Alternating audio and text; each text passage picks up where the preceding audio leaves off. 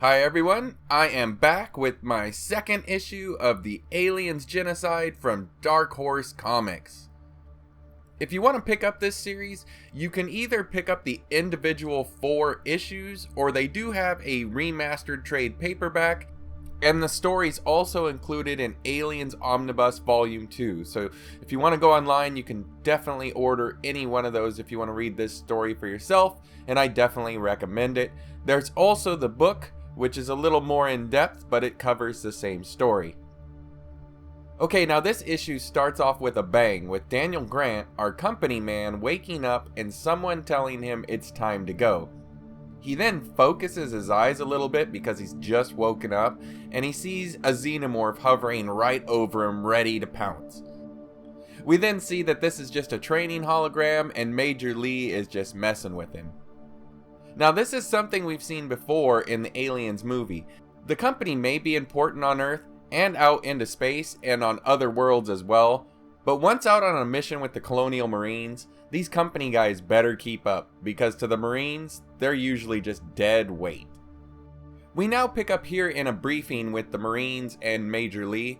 We find out that the precious royal jelly that they're after is actually stored in the central sack with the queen or whatever drone or royal guard is undergoing the process to become a queen.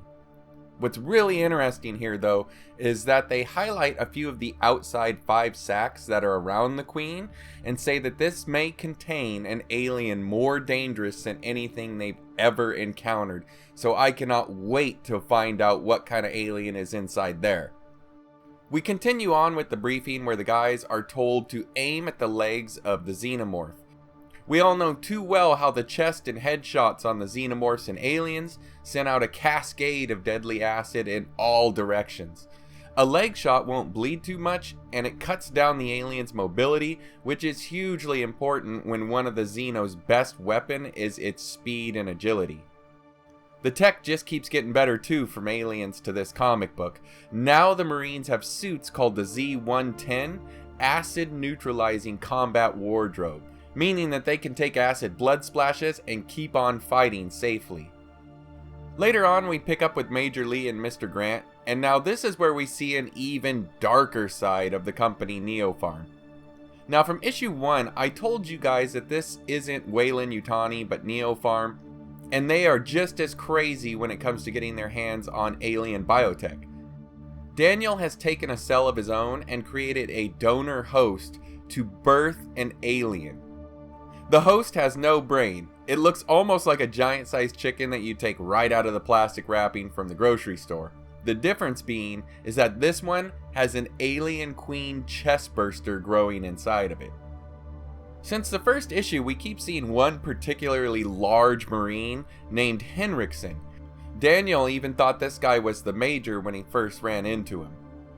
The troops have said amongst themselves that they think that Henriksen is an android because he always eats in his room and they've never seen him shower or shave. He ends up hearing these guys talking about him and picks up Jastro, the smaller one that we always see carrying a saxophone with him. Henriksen's about to pound this guy into submission when, luckily for him, Daniel comes in and breaks up the fight. We now see the Major and Daniel arguing about why he needs both his alien queen and the royal jelly from the alien's homeworld. You see, Daniel, being a company man, has already surmised that this trip would only yield so much royal jelly. So why not use some of the royal jelly on his queen in order to change her into a queen mother capable of making royal jelly on Earth for him?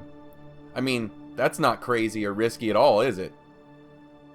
Unbeknownst to either of them, someone is already taking the matter of this alien queen into their own hands.